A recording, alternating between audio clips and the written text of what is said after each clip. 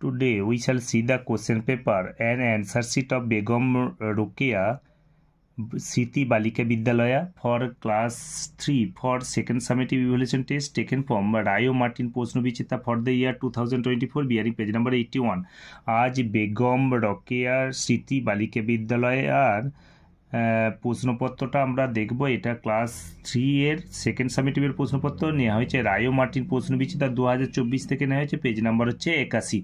প্রথমে আমরা প্রশ্নপত্রটা দেখছি। কোশ্চেন নাম্বার 1 2 3 4 পর্যন্ত প্রশ্নটা আমরা দেখলাম।